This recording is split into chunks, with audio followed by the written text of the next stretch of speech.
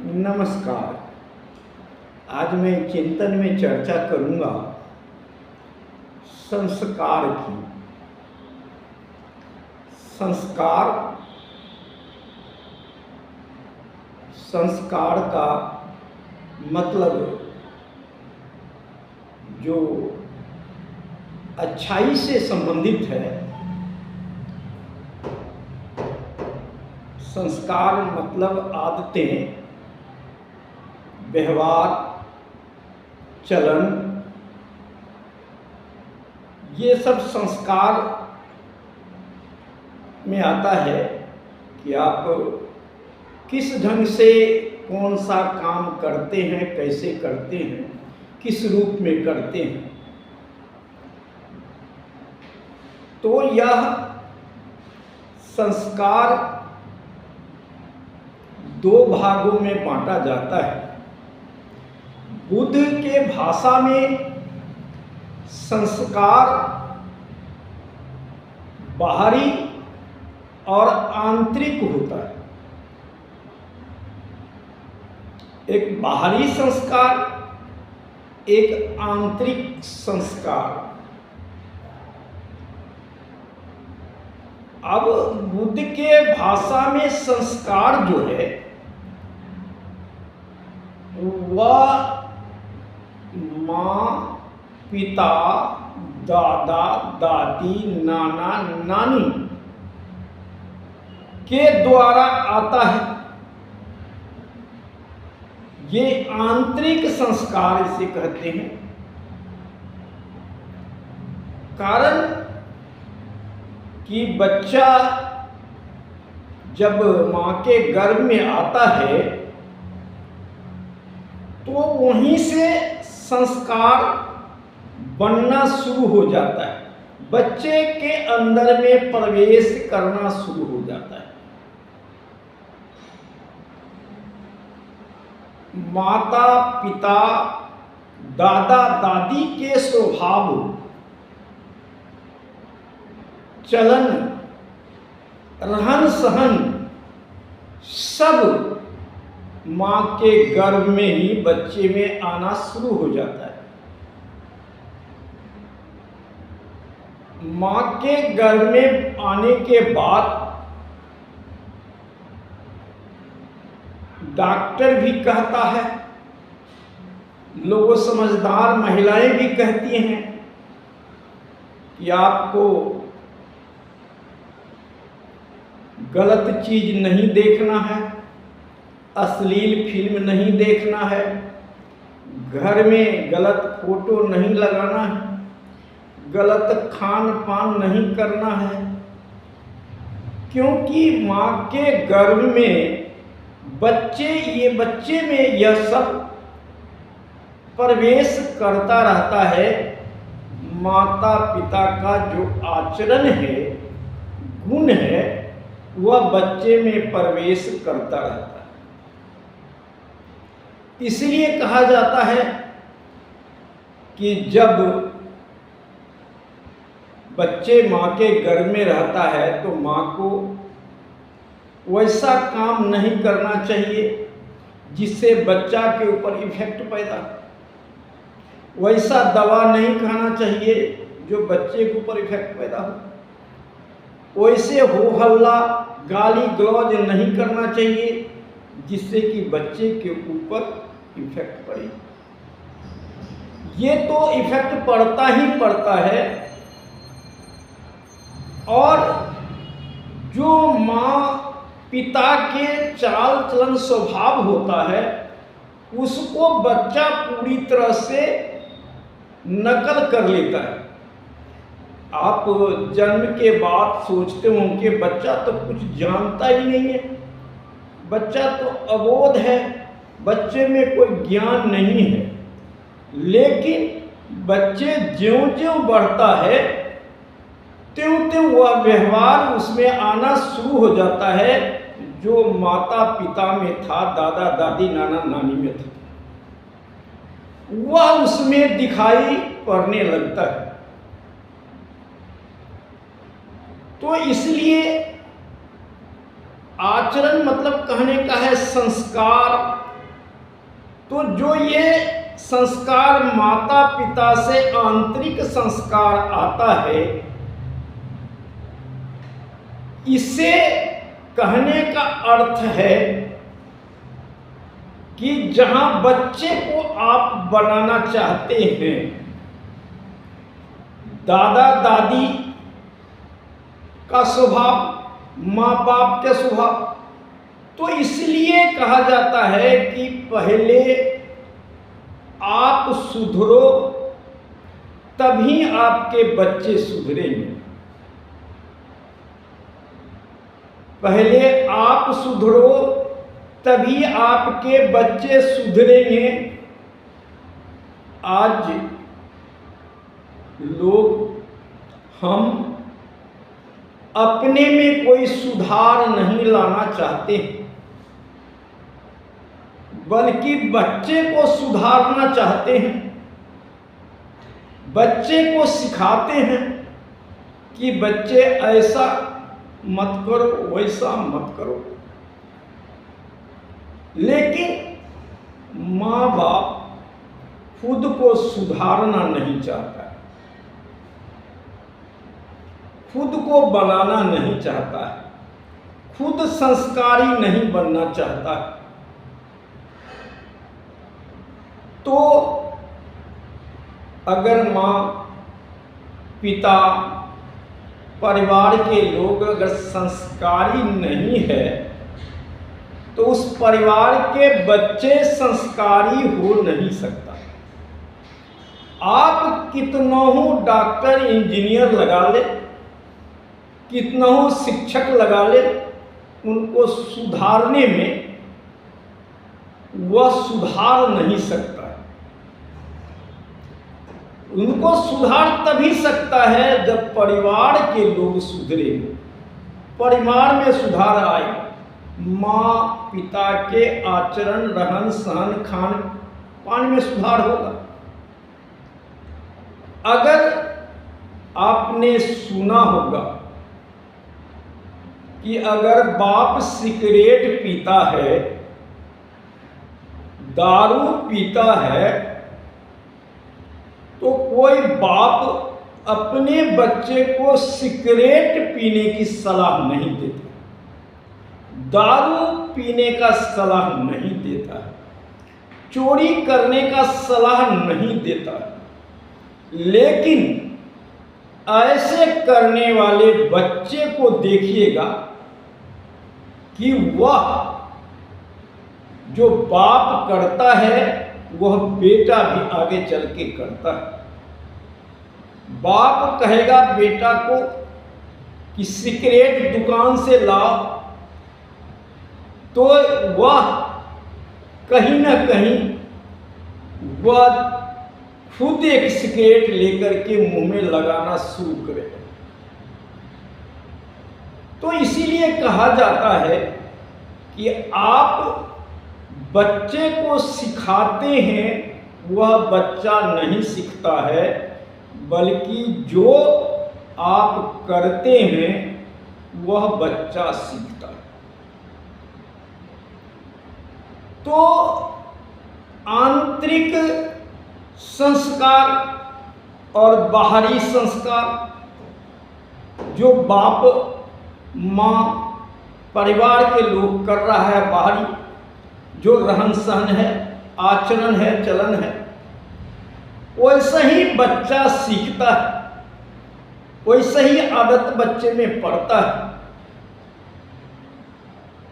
तो बुद्ध ने कहा कि हमें गलत आदत पड़ गई,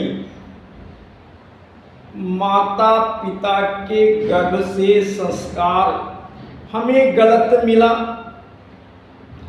माता पिता और दादा दादी से भी जो है आंतरिक संस्कार हमें अच्छा नहीं मिला। तो क्या वही संस्कार उसके साथ चलेगा? बुद्ध ने कहा नहीं, वो उसमें सुधार लाया जा सकता है। अगर माँ पिता के अंदर से आपके पास जो स्वभावें आई है, जो व्यवहार चलन आपके अंदर आया है, उसमें सुधार लाया जा सकता है।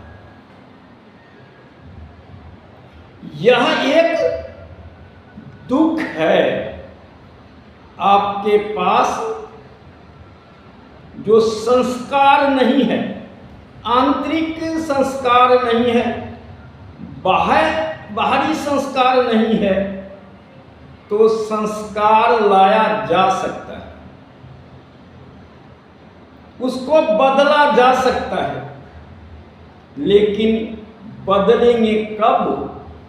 जब आपको दुख को पता चल जाए कि हमारा स्वभाव से लोगों को दिक्कतें होती हैं, लोग नाराज होते हैं, हमारे व्यवहार से लोग नाराज होते हैं, हम ज़्यादा हो हल्ला करते हैं, समाज के लोग नाराज होते हैं।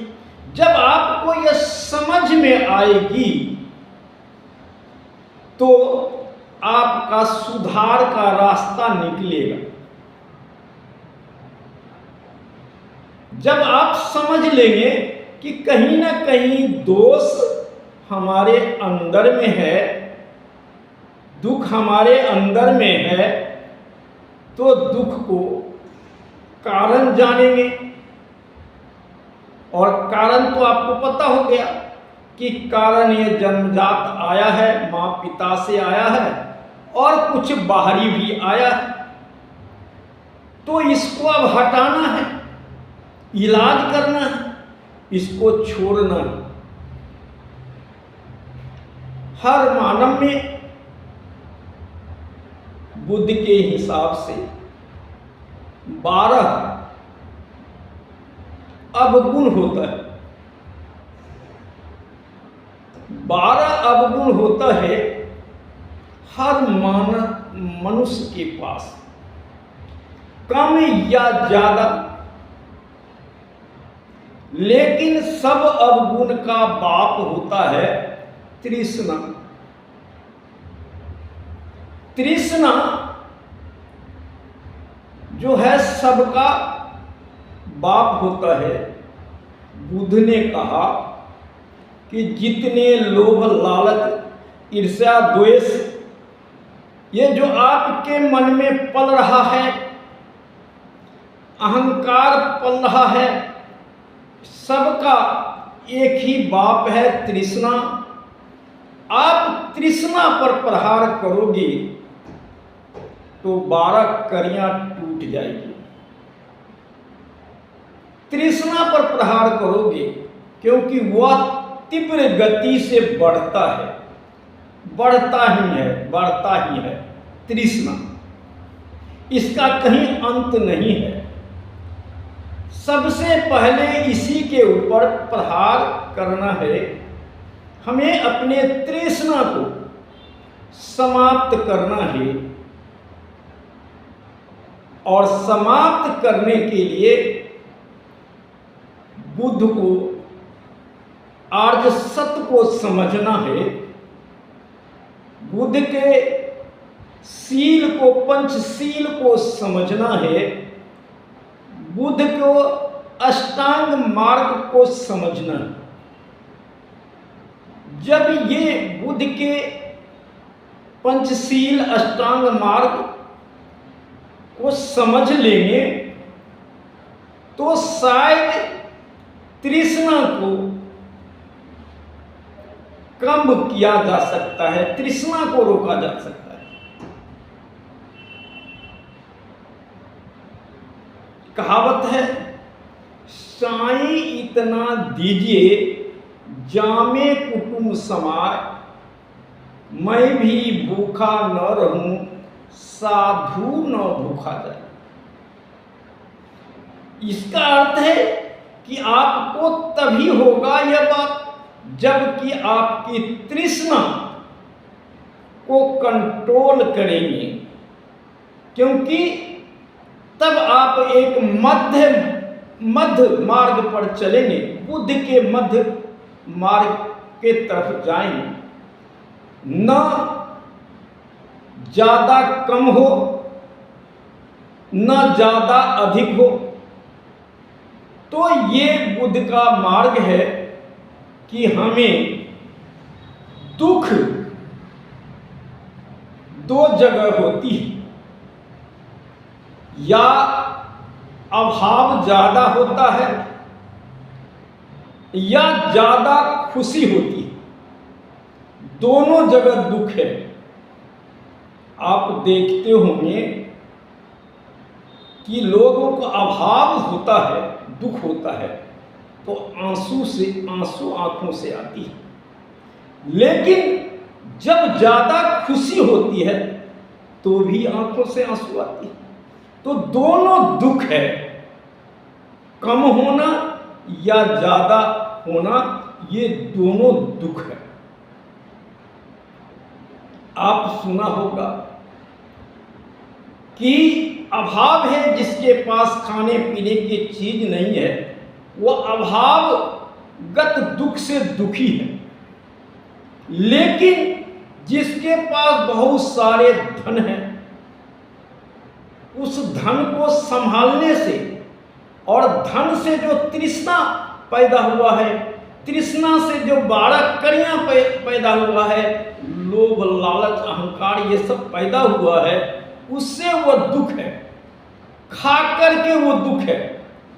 और खाता है, दिन भर खाता रहता है, उसे शुगर होता है, अनेक तरह का बीमारियां होता है, डॉक्टर फिर खाना बंद करा देता है। तो वो भी दुखी उतना ही है जितना अभावगत लोग दुखी है। इसलिए बुद्ध का मार्ग मध्य मार्ग है कि हर एक काम सच पर आधारित हो, न अधिक न कम, सम विचार, सम मार्ग, सम आचरण, ये सारे बुद्ध का अष्टांग मार्ग में है। तो मनुष्य को जीवन जीने का जो एक रास्ता बुद्ध ने दिया है कि आपके पास दुख है।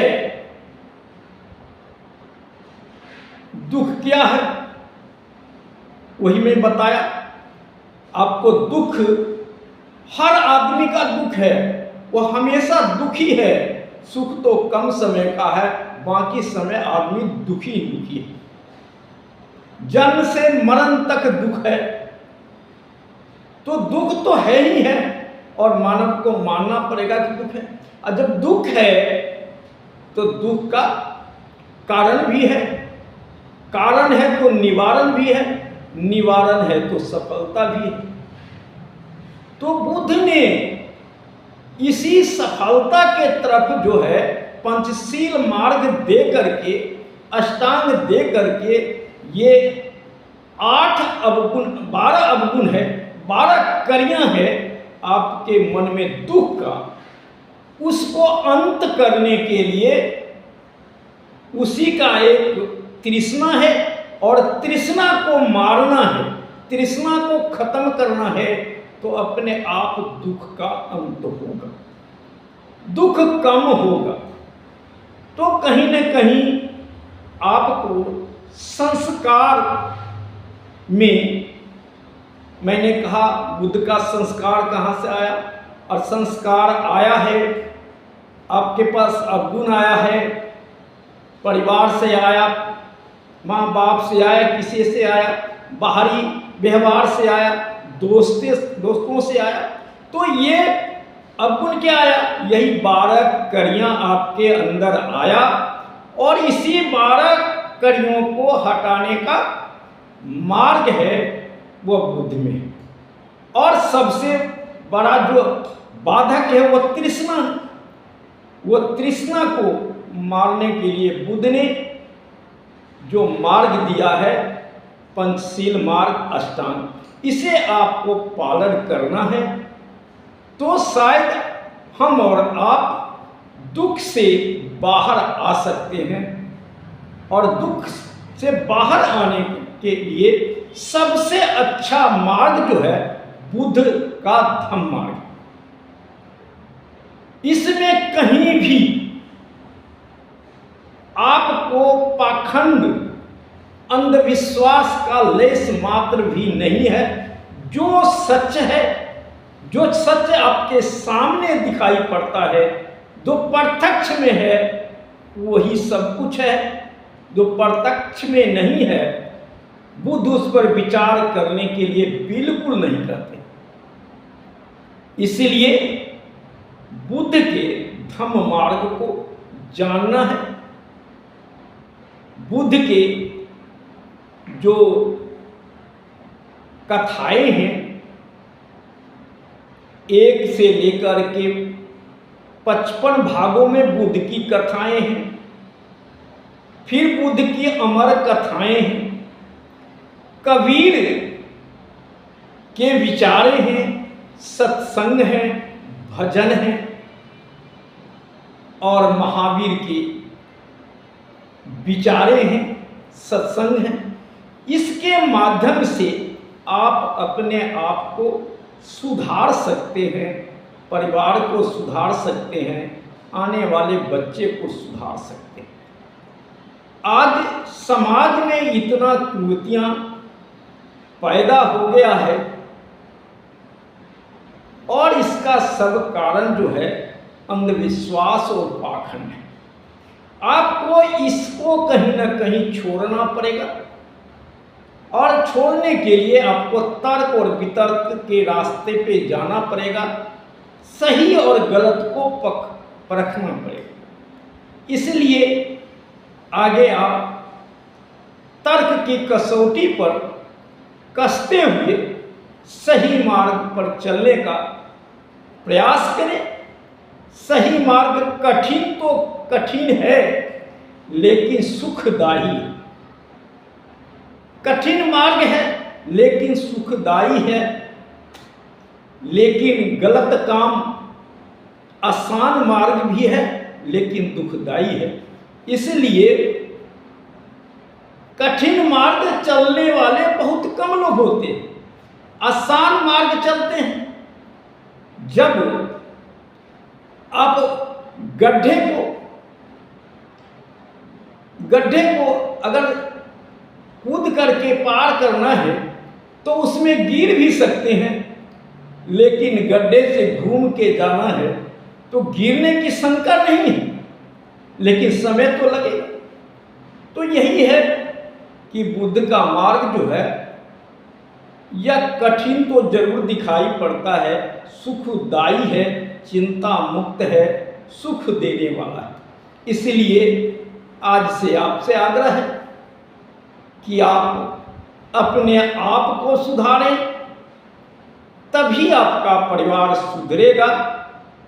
आज से ही शुरू करें अपने आप को सुधारने के लिए।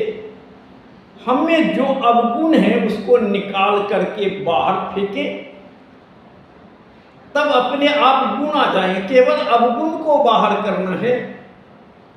आपको मन को अंदर का जो है वह बाहर। आप हर जगह सफाई करते हैं लेकिन अपना सफाई नहीं करते हैं, अपना शरीर की सफाई नहीं करते हैं, अपना खान पान की सफाई नहीं करते हैं।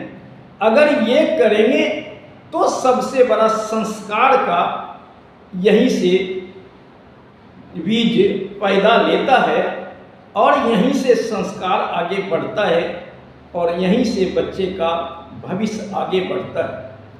इसलिए आज आपसे निवेदन है कि आप सब विचार करेंगे। आज इतना ही। जय हिंद, जय भारत, नमो बुद्धाय।